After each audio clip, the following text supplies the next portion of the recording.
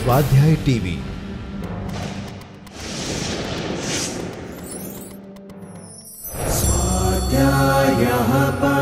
Doctor Baba Saheb Ambedkar open university.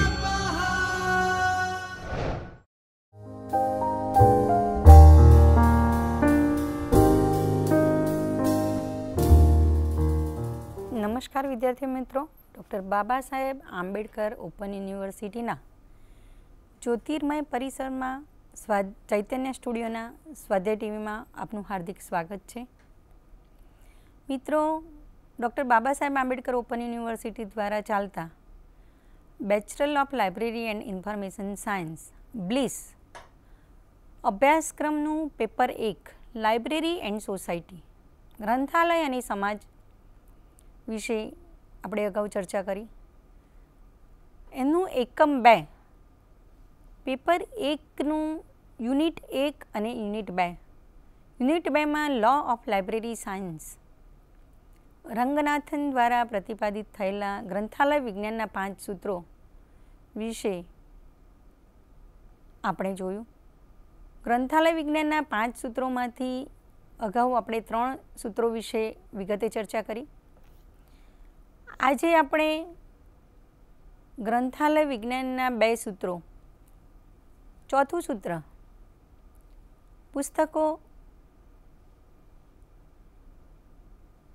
ઉપયોગ માટે છે, દરેક વાચકને તેનું પુસ્તક મળે, દરેક પુસ્તકને તેનું વાચક મળે વિશે ચર્ચા કરી। આજે આપણે ચોથું સૂત્ર વાચકનો સમય બચાવો અને પાંચમું સૂત્ર ગ્રંથાલય ચિરવર્તમાન સંસ્થા છે એ વિશે ચર્ચા કરીશું। ચોથું સૂત્ર વાચકનો સમય બચાવ, fourth law save the time of the reader. આ સૂત્રના જુદા જુદા ગર્ભિતાર્થ આપેલા છે। એ ગર્ભિતાર્થ વિશે ચર્ચા કરીએ તો મુક્ત પ્રવેશ, વર્ગીકરણ અને સૂચીકરણ આપલે પદ્ધતિ એ વિશે ચર્ચા કરવી ઘટે। ગર્ભિતાર્થ મુક્ત પ્રવેશ, ગ્રંથાલયમાં આવનાર વાચક વ્યસ્ત હોય છે, તેમની પાસે સમયનો અભાવ હોય છે। જો ગ્રંથાલયમાં આવ્યા પછી એમને એ અનુભવ થાય કે એમનો સમય વ્યર્થમાં બગડ્યો છે તો તે ગ્રંથાલયમાં ફરીથી આવવાનું પસંદ કરતા નથી।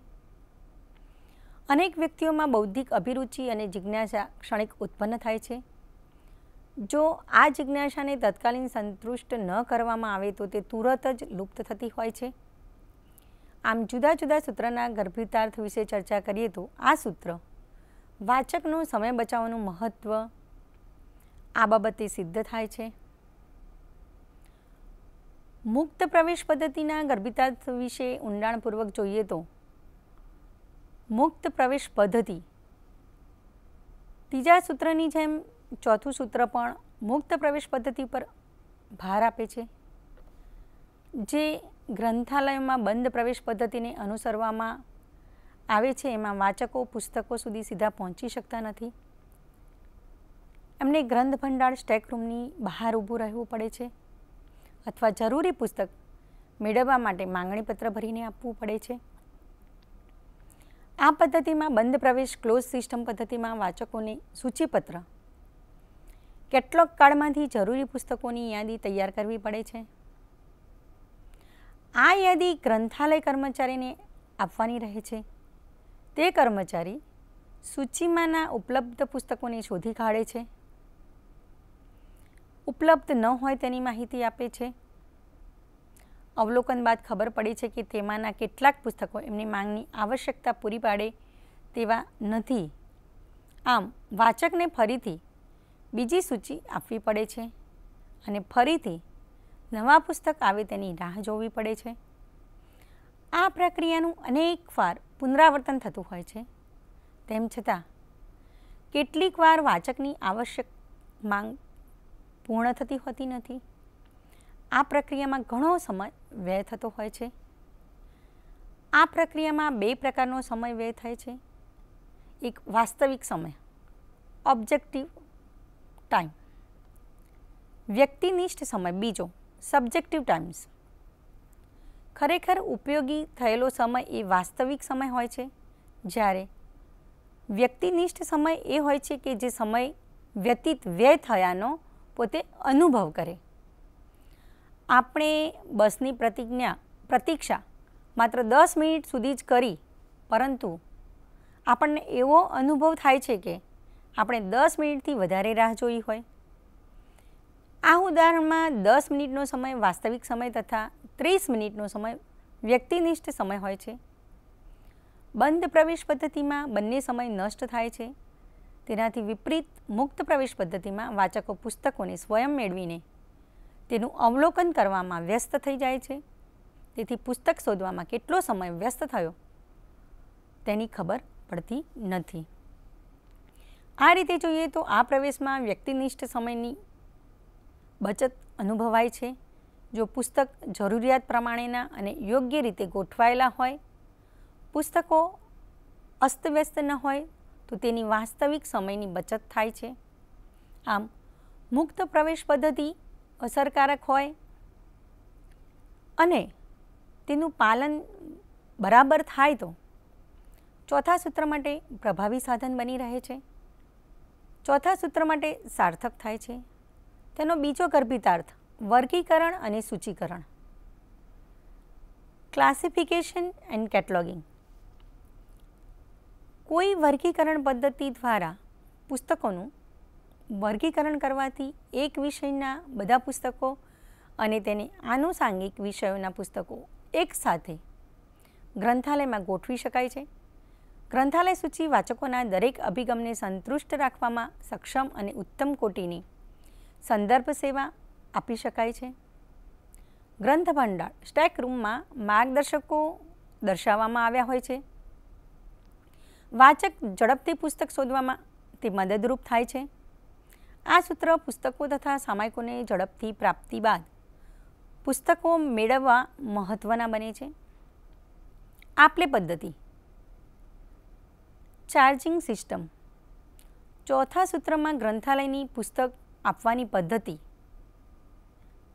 એ કેવી છે એના પર આધાર રાખે છે. આદાન પ્રદાન કે દેય અદેય પ્રણાલી પદ્ધતિ પણ ઉપયોગમાં આવે છે. શરૂઆતમાં પુસ્તક આપલે દેય અદેય કાર્ય માટે રજિસ્ટર પદ્ધતિનો ઉપયોગ કરવામાં આવતો હતો. આ પદ્ધતિમાં વાચકોને પુસ્તકો રજિસ્ટરમાં નોંધીને આપવામાં આવતા તેમજ પરત આવતા પુસ્તકની નોંધ એ જ રજિસ્ટરમાં કરવામાં આવતી. આ પ્રકારની રીત આજે પણ અનેક ગ્રંથાલયોમાં પ્રચલિત છે. આ પદ્ધતિમાં સમયનો વ્યય થાય છે, જે ચોથા સૂત્રને સાર્થક કરતી પદ્ધતિ નથી. ટૂંકમાં ચોથા સૂત્રને અવગણતી આ પદ્ધતિ છે. પરિણામે આપલે પદ્ધતિને સરળ બનાવવા અનેક પુસ્તક આપલેમાં સમય બચાવવા માટે આધુનિક દેય પદ્ધતિ જેવી કે ટિકિટ પદ્ધતિ, ચિત્ર આધારિત દેય પદ્ધતિ તથા કમ્પ્યુટર આધારિત દેય પદ્ધતિ વગેરેનો વિકાસ થયો છે.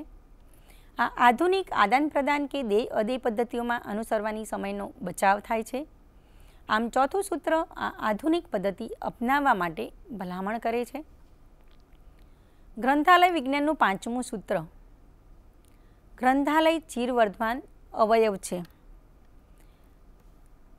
આ સૂત્ર વિશે જોઈએ તો fifth law, library is a growing organism.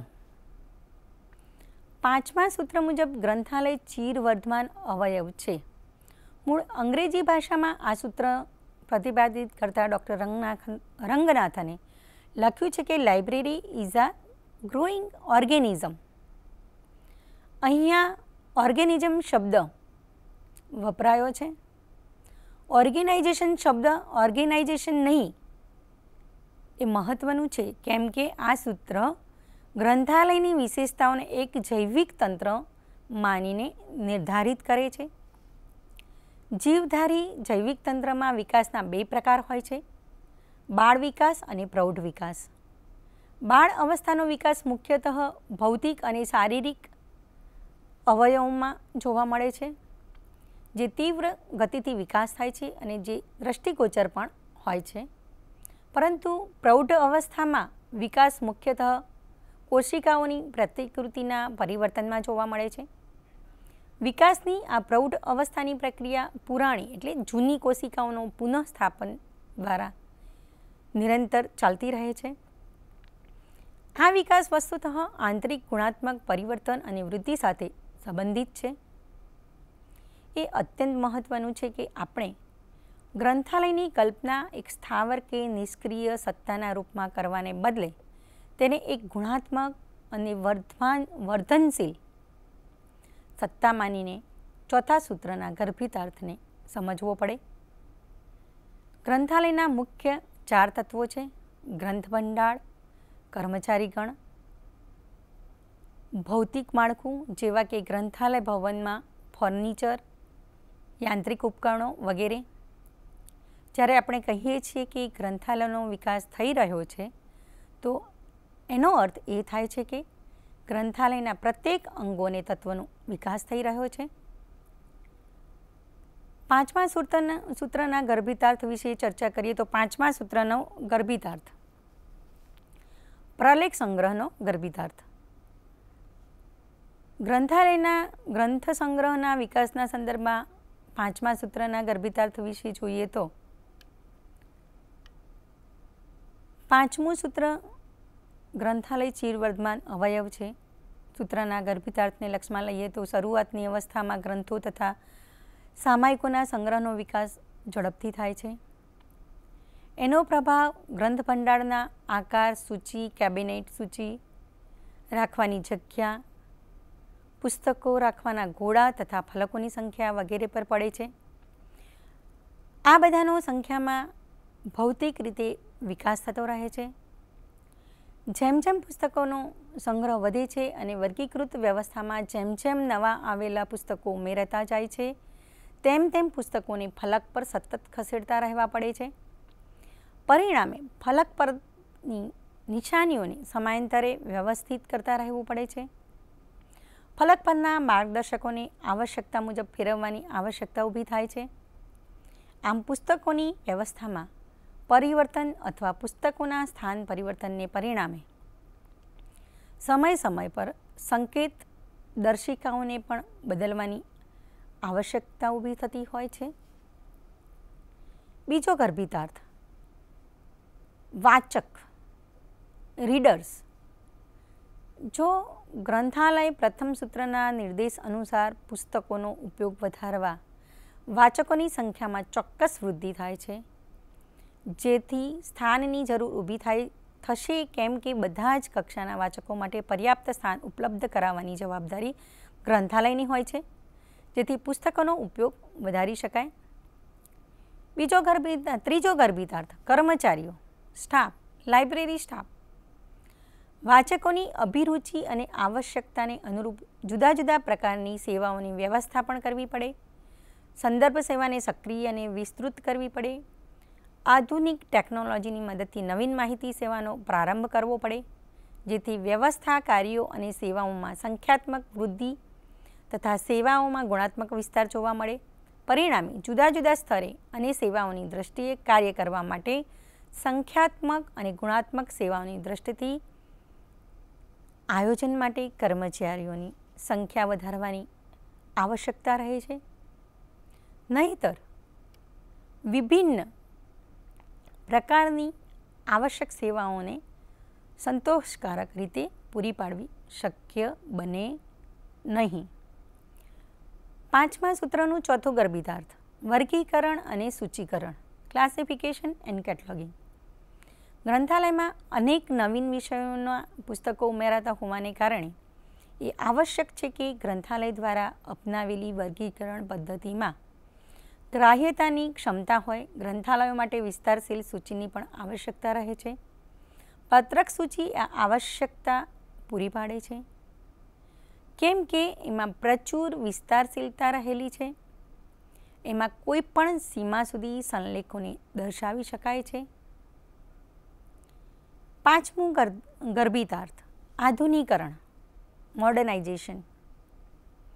મોટા મોટા ગ્રંથાલયો જે પોતાના આકાર અને સેવાઓની દ્રષ્ટિથી ઝડપથી વિસ્તાર પામે છે અને વિસ્તૃત બને છે, એવા ગ્રંથાલયોમાં વિવિધ પ્રકારના કાર્યોનું નિર્માણ કરવા માટે કમ્પ્યુટરીકરણ અપનાવવાનો પ્રયાસ કરવો જોઈએ. એટલે કે ગ્રંથ પ્રાપ્તિ, પુસ્તકોની આપ લે પ્રક્રિયા, સૂચિકરણ વગેરે કાર્યો અને વિભિન્ન સેવાઓને કમ્પ્યુટરની મદદથી પૂર્ણ કરવી જોઈએ, સંપન્ન કરવી જોઈએ. છઠ્ઠું ગર્ભિતાર્થ ભવિષ્ય માટેની સવલતો. Provision for the future. ગ્રંથાલય ભવનની યોજના બનાવવા તથા તેની સંરચના નક્કી કરવાના સમયે એમાં બાજુએથી અને ઉપર વિસ્તાર કરવાની સગવડ અવશ્યપણે રાખવી જોઈએ, કેમ કે થોડા સમયમાં આ પ્રકારના વિસ્તારની જરૂરિયાત ઊભી થાય છે. ભવિષ્યમાં ભવનના વિસ્તારની સવલતોના અભાવથી ગ્રંથાલયના વિકાસનો માર્ગ રૂંધાઈ જાય છે. સાતમું ગર્ભિતાર્થ પુસ્તકોની છાંટણી. પુસ્તકોની છાંટણી એટલે પુસ્તકોને કાઢવા. સમયાંતરે ગ્રંથાલયનો વિકાસ એક વયસ્ક વ્યક્તિની માફક થતો હોય છે. આ પ્રકારના વિકાસમાં જૂના પુસ્તકો, અનાવશ્યક પુસ્તકો રદબાતલ કરવા અને તેના સ્થાને આવશ્યક તથા ઉપયોગી નવીન પુસ્તકો ઉમેરવા. ગ્રંથ સંગ્રહમાં અનાવશ્યક પુસ્તકોની છાંટણી કરવી જોઈએ. કેટલાક ગ્રંથાલયોમાં આ પ્રક્રિયાનો અમલ થાય છે. પરિણામે વિકાસની એક નિશ્ચિત અવસ્થા પણ છાંટણી કરેલા પુસ્તકો અને નવા આવેલા પુસ્તકોની સંખ્યા સરખી રહે છે. આ વિચારધારાથી ગ્રંથાલયનું આપોઆપ નવીનીકરણ થાય છે. છાંટણીનો ઉદ્દેશ પુસ્તકોને બિલકુલ કાઢી નાખવાનો નથી. તેનો ઉદ્દેશ એ છે કે તેના સ્થાને નવીન તથા આવશ્યક ગ્રંથોને સ્થાન મળે. 5 સૂત્રોનું વ્યાપક રીતે અર્થઘટન. 5 સૂત્રોનું આપણે વ્યાપક રીતે અર્થઘટન જોઈએ તો ડૉક્ટર રંગનાથનના 5 સૂત્રો પાયાગત અને દૂરદ્રષ્ટિ સંપન્ન છે. ગ્રંથાલયોની પરિવર્તનશીલ પ્રક્રિયામાં યોગ્ય દિશા અને ઉદ્દેશાત્મક આધાર પ્રદાન કરવા માટે 5 સૂત્રોની પૂરતા પ્રમાણમાં યથાયોગ્ય અને પ્રમાણભૂત માનવામાં આવે છે. ગ્રંથાલય તેમજ પરિવર્તનશીલ સમાજના પરિપ્રેક્ષ્યમાં ગ્રંથાલય અને પરિવર્તનશીલ સમાજમાં ઉલ્લેખ કરવામાં આવ્યો છે. માનવ સમાજના બધા જ ક્ષેત્રોમાં દરરોજ નવા પરિવર્તનોના સાગર ઉભરાય છે. માનવ સમાજની પ્રત્યેક અવસ્થામાં ભૌતિક પ્રગતિને પ્રોત્સાહિત કરવામાં જ્ઞાન તથા માહિતીનું એક ઉપકરણ અને સાધનના રૂપમાં સદાય મહત્ત્વપૂર્ણ યોગદાન રહ્યું છે. પરંતુ છેલ્લા 50 વર્ષોમાં જ્ઞાન અને માહિતી, નોલેજ એન્ડ ઇન્ફોર્મેશન ઉપલબ્ધતામાં ચમત્કારિક રીતે ભવ્ય વિકાસ થયો છે.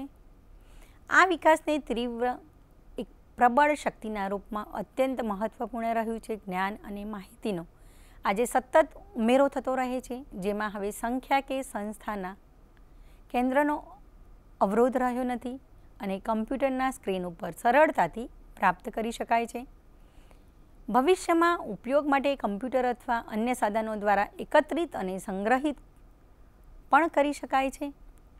વિભિન્ન સ્વરૂપો અને આકારો તથા પ્રકારોના માધ્યમથી માહિતીનો પ્રસાર કરવામાં આવે છે, જે સમસ્યારૂપ ન હોવા છતાં સામગ્રીઓના ઉપયોગ તથા ઉપભોક્તાની સેવાઓની મૂળ સમસ્યા યથાવત રહી છે.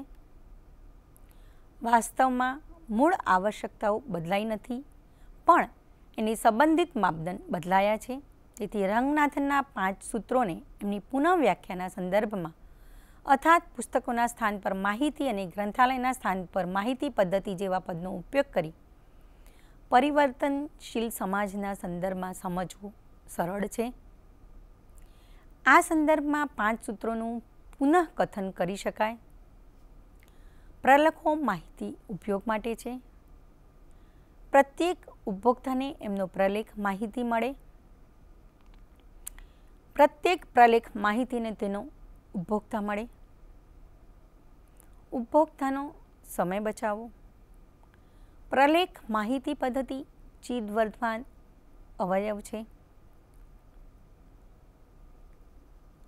માહિતી ગતિવિધિ અને રંગનાથનના 5 સૂત્રોની ચિત્રાત્મક રજૂઆત જોઈએ તો ગ્રંથાલય વિજ્ઞાનના 5 સૂત્રો અન્વયે પ્રથમ સૂત્ર પ્રલેખો માહિતી ઉપયોગ માટે છે. આમાં માહિતી હસ્તાંતરની પ્રક્રિયાને બધા જ ક્ષેત્રમાં સમાવેશ કરવામાં આવી છે. માહિતી એ આધારભૂત નિવેશ છે, જેમાં કોઈ બિન સ્ત્રોતને સ્ત્રોત રૂપમાં ફેરવવાના ગુણ હોય છે. માહિતી સ્વયં પોતે એક મહત્વપૂર્ણ સ્ત્રોત છે, જેનો પૂર્ણ લાભ ઉઠાવવા માટે એનો સંગ્રહ, સંરક્ષણ તથા સદઉપયોગ કરવો પડે છે. કહેવાનું તાત્પર્ય એ છે કે રાષ્ટ્રના બહુમુખી વિકાસમાં માહિતીની મહત્વપૂર્ણ ભૂમિકાને આ સૂત્રોમાં માન્યતા આપવામાં આવી છે. બીજું સૂત્ર, પ્રત્યેક ઉપભોક્તાને તેનો પ્રલેખ માહિતી મળે એ સંકેત આપે છે કે ઉપભોક્તાની માહિતીયુક્ત માંગ અને એમની વાસ્તવિક આવશ્યકતા તરફ ધ્યાન આપવું જોઈએ. એ ઉપરાંત ઉપભોક્તાને માહિતી પ્રદાન કરવામાં કોઈપણ પ્રકારનો ભેદભાવ ન કરવો જોઈએ. પ્રલેખન વિશેષજ્ઞો અથવા માહિતી વૈજ્ઞાનિકોના વ્યક્તિગત દૃષ્ટિકોણ અથવા એમના પૂર્વગ્રહથી સેવામાં અવરોધ ન આવવો જોઈએ. બીજા સૂત્રમાં માહિતી પદ્ધતિઓ અને સેવાઓના આયોજનમાં સુનિશ્ચિત ઉદ્દેશોની પૂર્તિ ઉપર ભાર આપવામાં આવ્યો છે. જેમ માહિતીની વ્યવસ્થામાં સાર્વજનિક જરૂરિયાત તથા ઉપયોગ જરૂરી છે, આ સૂત્ર એ વાત પર વધારે ભાર આપે છે કે માહિતી પ્રણાલીઓના સંચાલન અને નવા ફેરફારોમાં ઉપભોક્તાને કેન્દ્રબિંદુમાં રાખવામાં આવે છે. ત્રીજું સૂત્ર, પ્રત્યેક પ્રલેખ માહિતીને તેનો ઉપભોક્તા મળે તે ધ્યાનમાં રાખી તેમજ કેન્દ્રમાં રાખી તેમજ માહિતીનું સર્જન અને ઉત્પાદન કરવા પર ભાર મૂકવામાં આવ્યો છે. પ્રચલિત કથન યોગ્ય ઉપભોક્તાને યોગ્ય માહિતીનો અહીંયા સંક્ષેપમાં ઉલ્લેખ કરવામાં આવ્યો છે. માહિતી હસ્તાંતરની શૃંખલાની પ્રત્યેક કડી એટલે કે માહિતીના સર્જનથી લઈને તેના ઉપયોગ સુધીની સમસ્ત પ્રક્રિયાઓમાં યથાયોગ્ય ચોક્કસ ધ્યાન આપવું જોઈએ. કહેવાનું તાત્પર્ય એ છે કે માહિતીની વેચાણ કલા તથા ઉપયોગની ક્રિયા પ્રક્રિયા પણ વ્યવસાયિક સેવાના ધોરણે થાય છે. ચોથું સૂત્ર, ઉપભોક્તાનો સમય બચાવો તેમજ એનો ઉપસિદ્ધાંત. માહિતી વ્યવસાયિકો ઝડપી તેમજ અસરકારકતા ધરાવતી હોય છે. ઉપભોક્તાઓની સમય બચાવો બંને એ આદેશ આપે છે કે એક એવી માહિતી સેવા પદ્ધતિ તથા પ્રક્રિયાને વિકસાવવી જોઈએ જે વધારે આ માટે આધુનિક માહિતી ટેકનોલોજીની મદદ દ્વારા વિલંબ અટકે છે અને તે પૂરતી સક્ષમ અને અસરકારક બને છે. ટૂંકમાં પાંચમું સૂત્ર, પ્રલેખ માહિતી પદ્ધતિ એક ચીરવર્તમાન અવયવ છે. ઉપભોક્તાઓની ક્રિયાત્મક માહિતી સંબંધિત આવશ્યકતાની પૂર્તિના હેતુસર માહિતી સંસ્થાનો વિકસિત કરવા માટે એક પદ્ધતિને નિર્ધારિત કરે છે. માહિતી સ્વયં સંચાલન અને બહુમુખી વૃદ્ધિમાં 5 સૂત્રો પૂરતા સહાયક સાબિત થાય છે અને દૂરદ્રષ્ટિ પરિણામો પણ ધરાવે છે. માહિતીની બહુમુખી જગતની વૃદ્ધિ માહિતી સ્ત્રોતના એકાકીકરણ અને માહિતી સંસ્થાઓના સંતુલિત તેમજ એક સમાન વૃદ્ધિને અનુરૂપ હોવી જોઈએ. હવે આજે આપણે ગ્રંથાલય વિજ્ઞાનના 5 સૂત્રોમાંથી 2 સૂત્રો, ત્રીજું અને ચોથું સૂત્ર વિશે વિગતે ચર્ચા કરી. આમ 2 લેક્ચર્સમાં થઈને ગ્રંથાલય વિજ્ઞાનના 5 સૂત્રોની વિગતે ચર્ચા કરી. હવે ફરી મળીશું આજ માધ્યમ દ્વારા. નમસ્કાર. સ્વાધ્યાયઃ પરમં તપઃ.